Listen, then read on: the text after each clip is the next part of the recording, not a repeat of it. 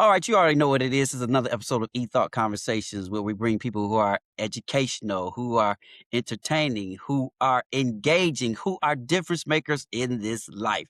And I got another difference maker today. He is a father, he is a friend, he is a real estate mogul. He's going to tell you how to get into real estate and how to become a mogul. And more so than that, he's recently a widower.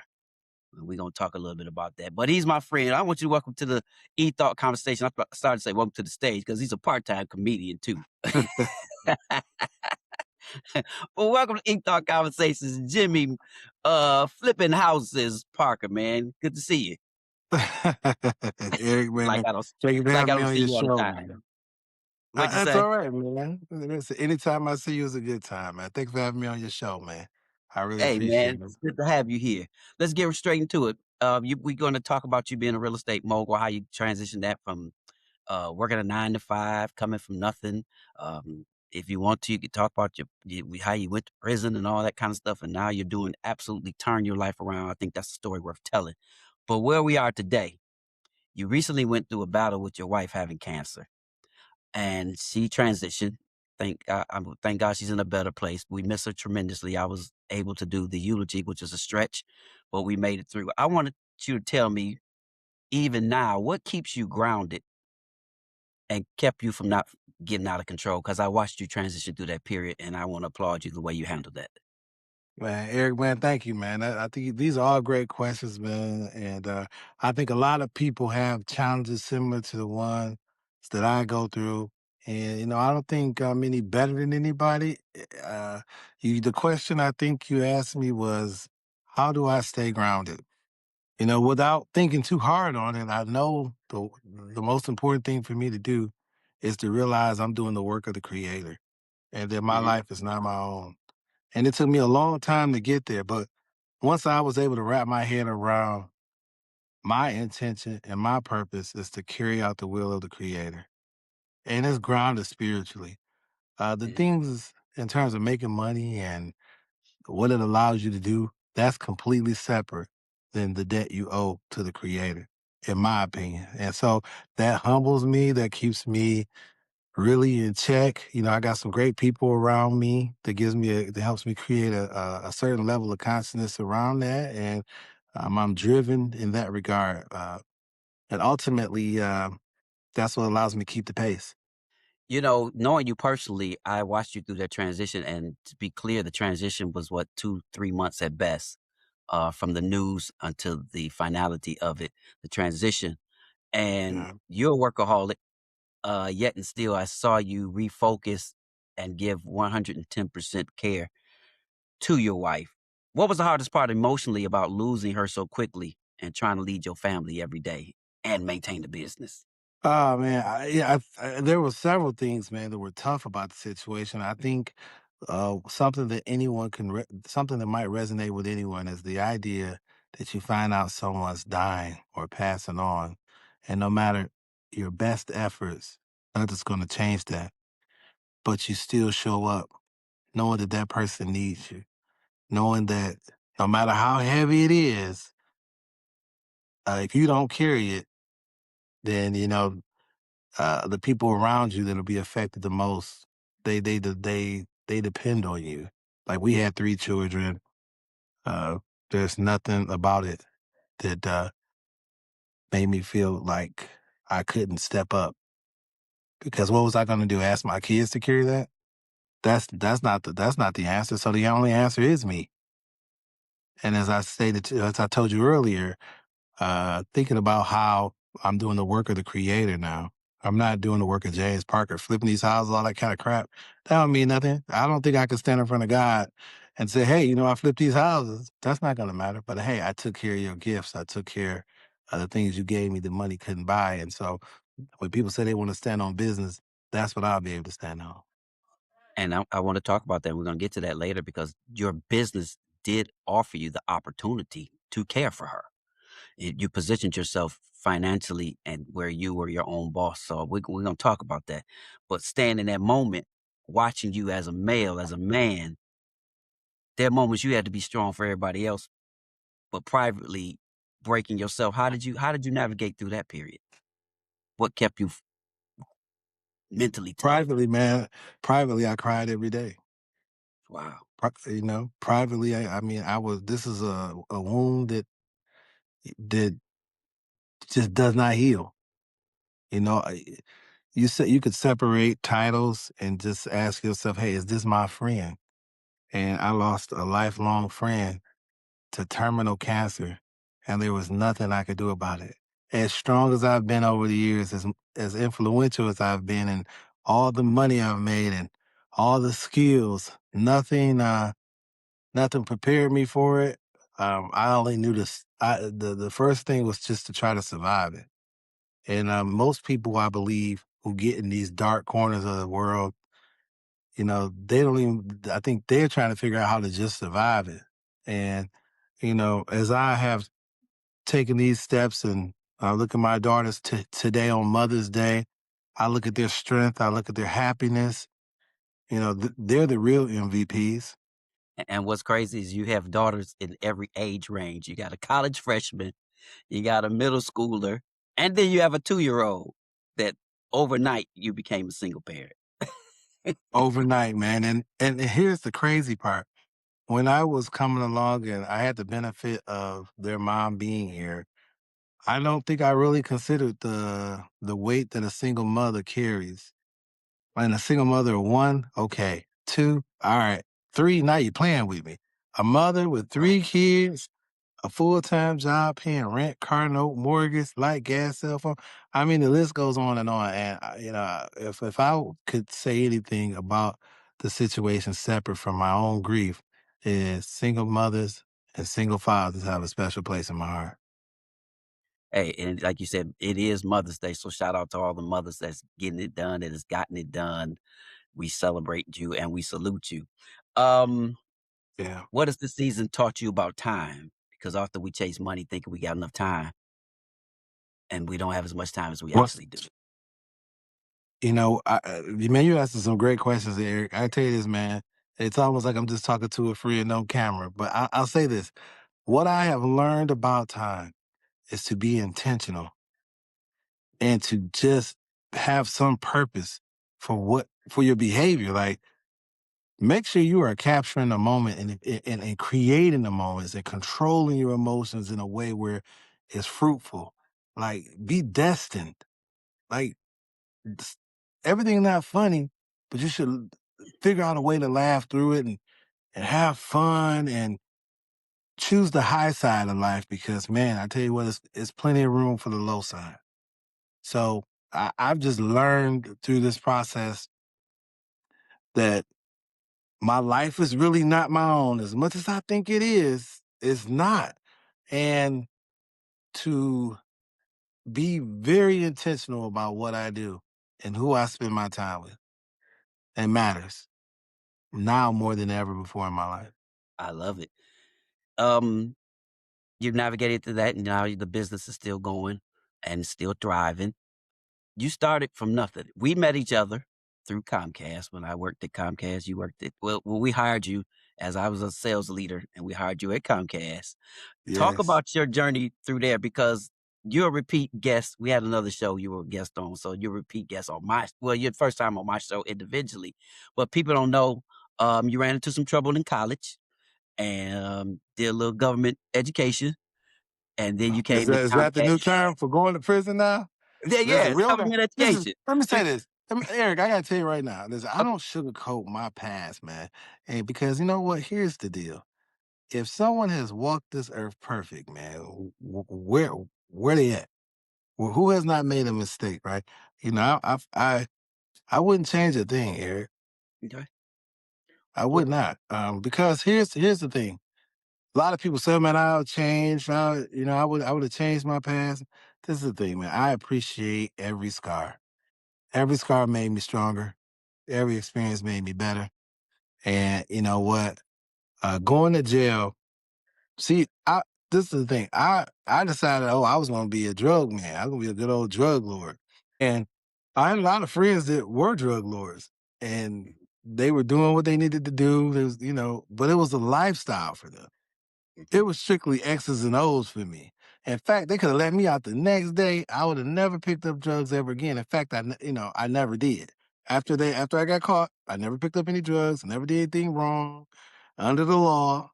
And so the thing was it's a big difference between it being a lifestyle and making a bad decision.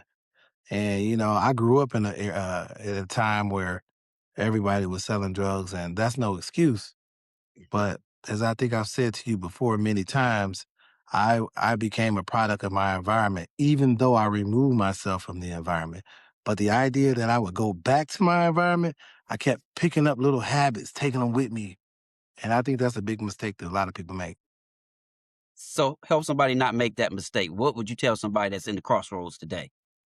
Do I want this lifestyle, the fast lifestyle, or do I want to take the intentional path that may take me a little while longer? So, so what I would tell someone today that is at a crossroads, or they're dabbling to doing things that not going to really get them nowhere, but dead or in jail or in a spot that they're going to be trying to recover from. I would say change your environment and leave that environment behind. Chase new relationships. Decide to become the person you know you need to become to become the person you need to be. Meaning, what does that look like? That's like, look, if I wanna be in real estate, I'm gonna go and be friends with bankers. I'm gonna be friends with mortgage lenders. I'm gonna be friends with people with title companies. I'm gonna seek relationships with them. You don't have to be friends, but these are the relationships that I'm gonna seek versus the ones that are doing the things that are gonna get me in trouble.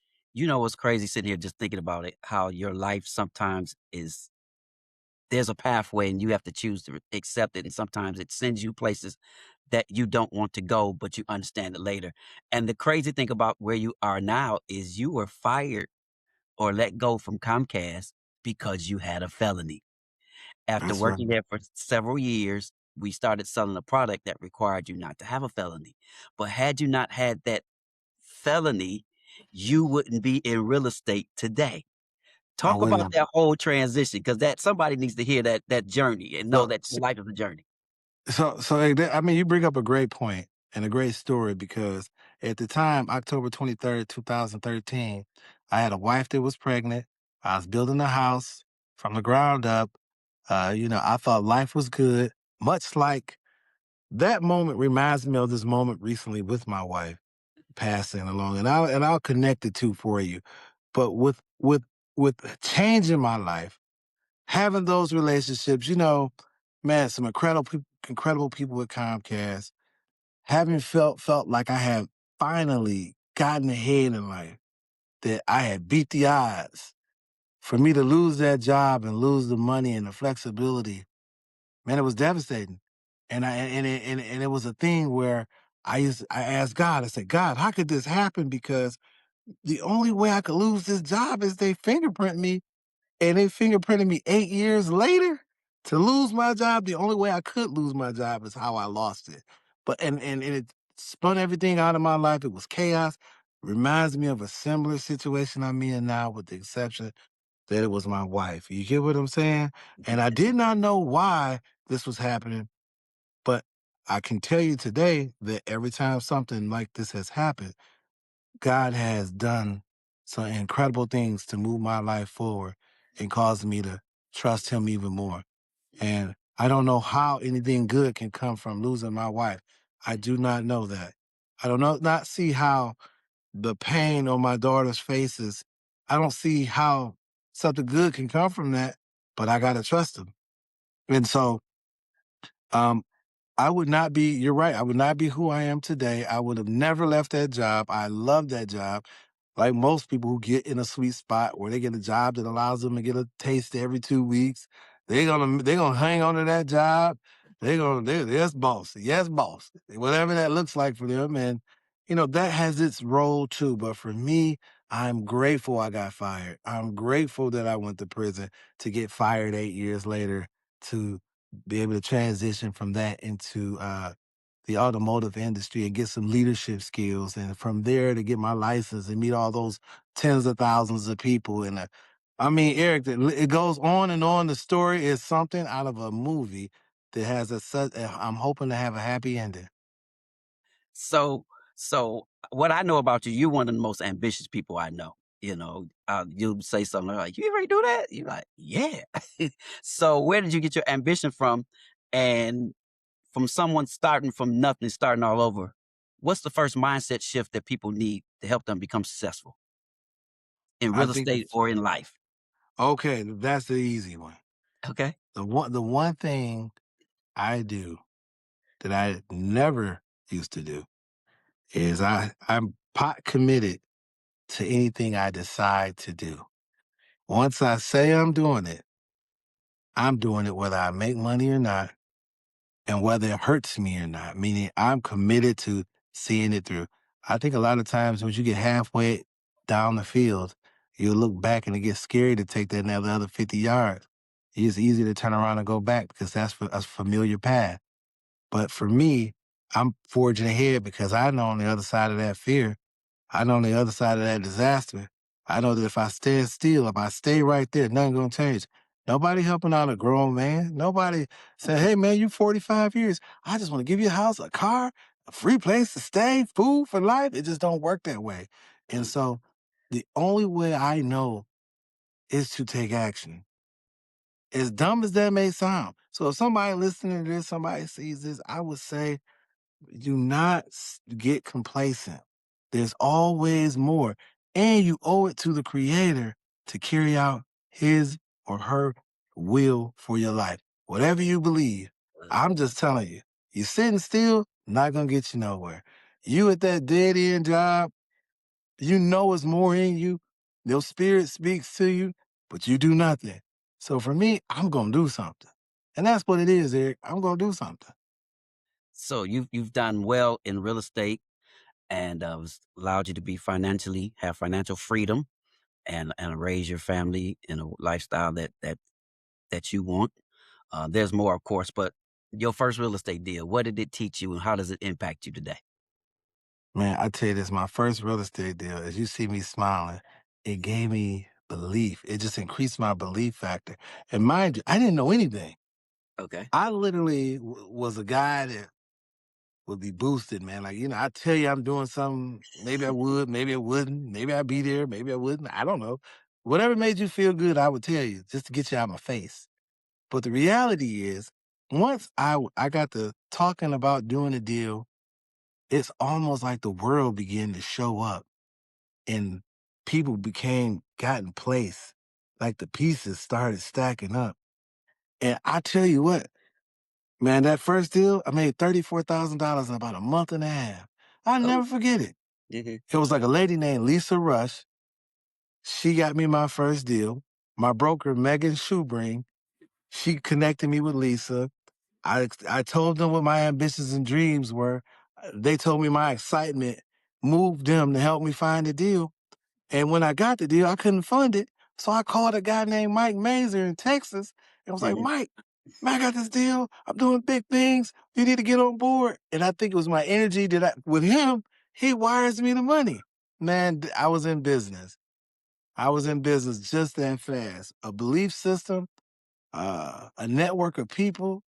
And that's why I was telling you when you asked me earlier, you said, James, uh, what is the one thing you think a person can do to change your situation? I would tell you this: change your friends, change who you are hanging out with. Be good being by yourself and trust your instinct.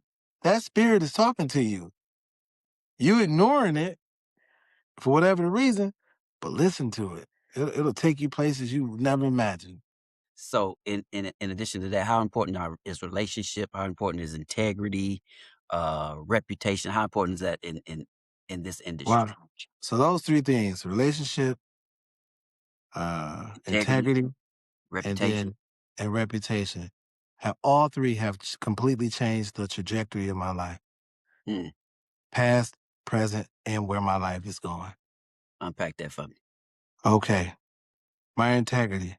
I will not be moved for no money.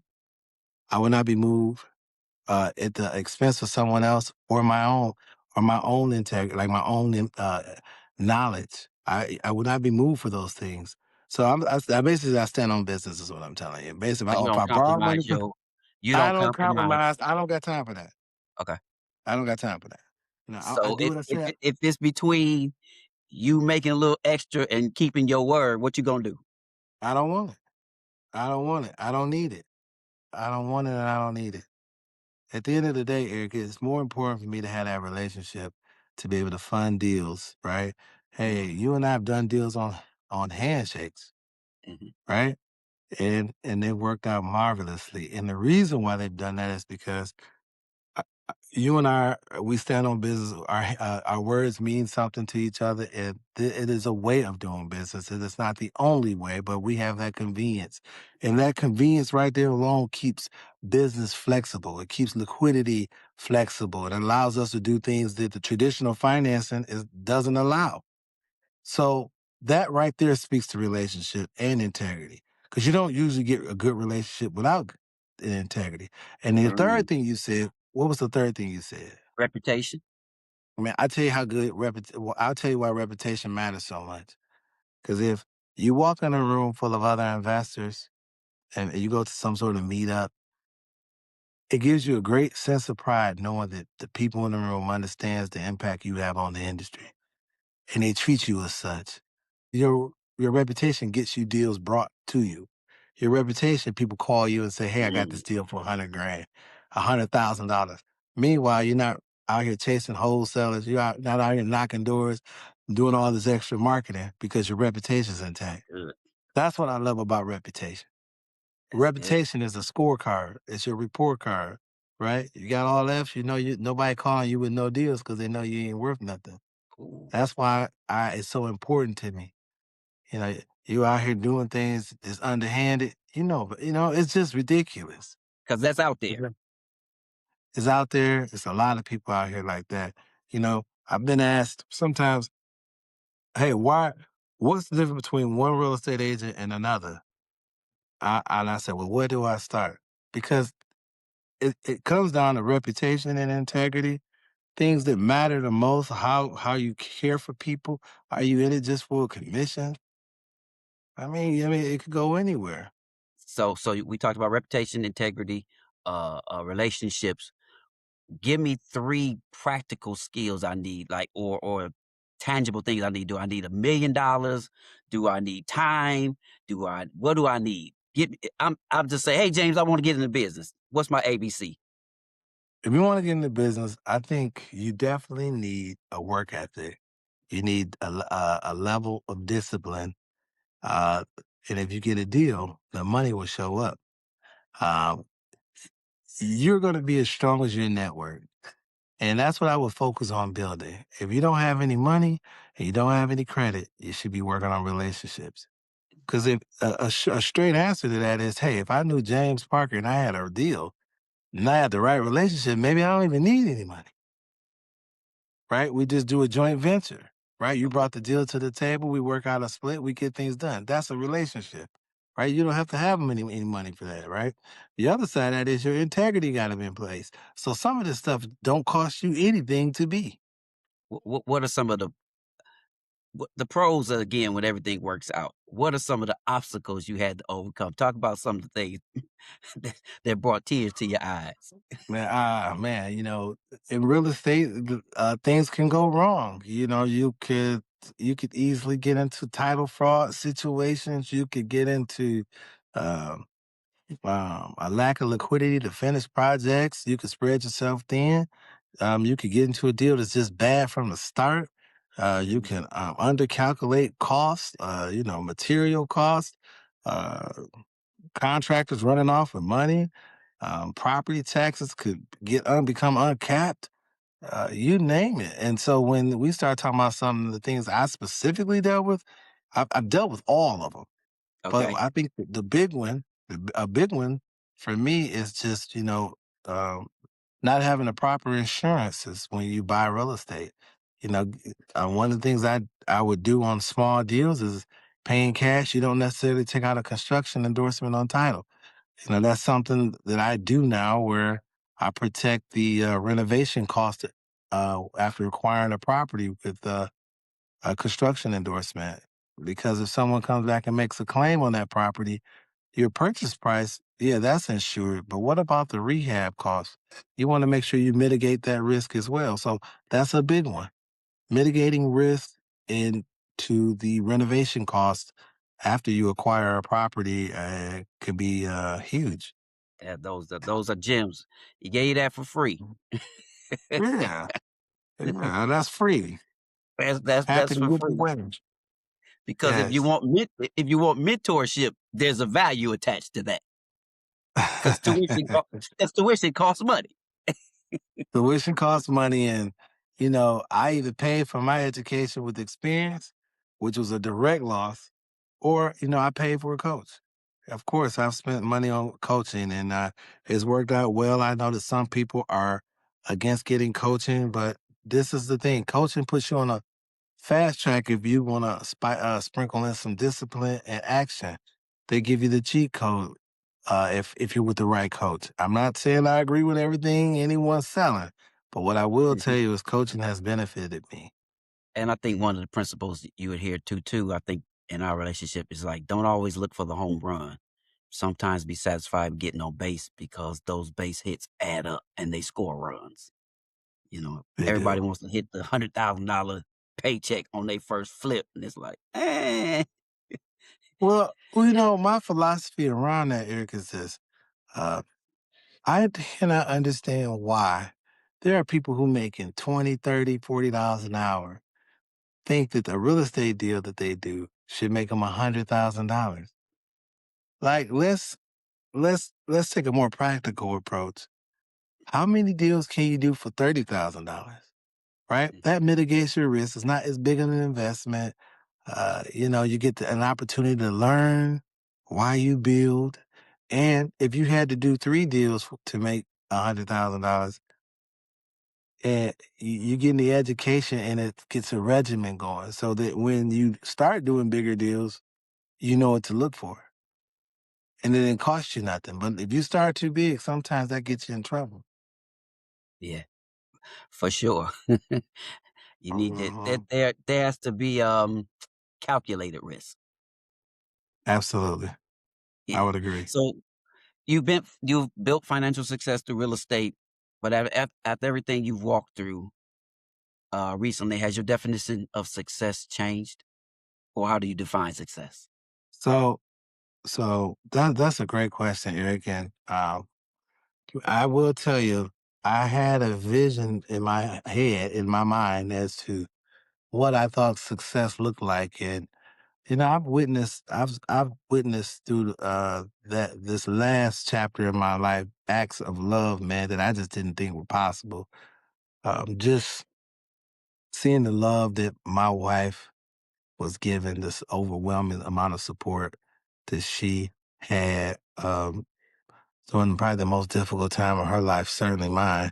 And that's what I deem successful. I, d- I d- when you see the outpouring of love and support that someone gets when they're going through the tough times, it's a it's a testament to their character. It's a testament to how they've treated people. When people go out of their way to show love and support, and you know, I've never seen anything like it in my 45 years on this planet. So success is defined differently. It's through acts of love now, not necessarily your bank account. Mm. That's what's really changed for me. And has that adjusted your attitude and your love output versus your love intake? Are you giving more? How's that affected you as a man going forward? I think my approach to how I handle things have definitely changed. It's not a matter of whether or not someone's right or wrong. It's just, am I doing things that are pleasing to my purpose? Like, is this adjacent to my purpose? Is this who I can feel good being? Does this make me feel good? That kind of thing. And if it doesn't make me feel good, Eric, I'm out Okay. immediately. I don't do things that don't make me feel good. As much as I believe in charity and support for the community and just seeing things change over time, I'm a big proponent of that. You know, I'm from Detroit. I want to see the city be as proud and a beacon as it once was when I was a young boy. And so, yeah, those things matter to me. I love it. What's the end game in real estate for you? Give me a Jimmy Parker dream. Oh man, that's good. You know, the end game for me, man, is if my kids were to take this on and grow it to be something that creates legacies for kids that have my last name for decades and years, many, many, many years to come. Man, maybe I become the old man that's up on the fireplace and they say, man, look what James did for us in 2026, and that matters, and that the legacy grows. That's what it looks like for me. I absolutely love it, man. We are out of time. Time goes by so fast when you're having fun. I'm gonna give you closing thoughts, but I'm gonna do this thing first. We're gonna have a little fun, then I'll give you some closing thoughts. I do this thing called first thoughts. This is e-thought conversation. So I do this thing called first thoughts. So I'm gonna give you two choices, and I want you to give me your first thought. All right? You ready? Okay, go ahead. Yeah, go All ahead. right. Let's do it. Okay. Lace front wig or natural hair? Natural hair. Natural hair. Okay. That Dogs or was cats? easy. That was easy. Okay, Dog. it's your choice. Dogs. Dogs or cats? Dogs. Dogs. Okay. Mornings or evenings? Evenings. Uh, Airbnb or hotel? Airbnb. Okay. Uh, Gifts or gift cards? Gifts. Gifts. Okay. A road trip or a flight? Depends on who I'm with, but probably a flight. Okay. Boys to Men or New Edition? Wow, that's tough. Boys demand a new edition? First thoughts. New edition. New Edition. Okay. Brandy or Monica? Oh, gosh. Brandy. Brandy. Okay. iPhone or Android? iPhone. Ebook or a physical book? Ebook. A movie or a TV series? A movie. Sweet or savory? Sweet. Okay. Laugh or cry? Laugh every time. Okay. Uh, Group project or solo? Solo. Talk or text? Okay. Chick-fil-A or Popeye's chicken sandwich? Popeye's chicken sandwich. All right. Last one. Cheesecake or Roof Chris? Cheesecake Factory or Roof Chris? Hands down. Roof Chris. Hands down, Roof Chris. Hands down, Roof Chris. Thank you so Yeah. much, my friend, my brother. It has been an absolute pleasure to have you on Eat Thought Conversation. I want to give you last words, anything you want to share with the people. And as always, like, comment, share below. Thank you for being on Eat Thought Conversation. And I want to give you a closing thought before I close out. I think the only thing I would want to say, Eric, to the listening audience is that um, you can do whatever you want in this life. Don't wait until you get yourself so far away from your dreams that you forget what your dreams look like. You can do anything you want to do. Once you begin to take those steps, the world begins to put things in place. It's just designed that way. Uh, I am living proof that you could start with nothing, and just a belief system. You can believe a belief system into a belief system, create a belief system rather, that'll allow you to get there. Keep taking those steps, keep moving forward. And Eric, thank you for having me on your show. Hey, that's absolutely phenomenal. Tell people where they can find you. You do social media? Do you do email? What's the way to communicate with you if people want to follow you? Yes, you can follow me on Instagram at JP underscore flipping Detroit. Feel free to inbox me. I'm not really open to mentorship unless you're serious, and then the information is free. But if you are not serious and it's just something you want to get information on, YouTube is a great resource to get started in real estate. But if you want to scale, you want to really kind of dig into this thing, feel free to follow me again at JP underscore flipping Detroit on Instagram. Thank you again, my friend, my brother. Follow him, like, comment, share. Thank you for joining E-Thought Conversations. My final E-Thought today, as we talked about time, as we talked about how valuable time is. If you're not dead, you still have time to develop. You were born for this purpose, for this reason, for this season. If you have time, get it done. That's my e-thought. Thank you for joining e-thought conversations, Jimmy. I'll see you next time. Thank you, Eric. Have a good one. Later. Later.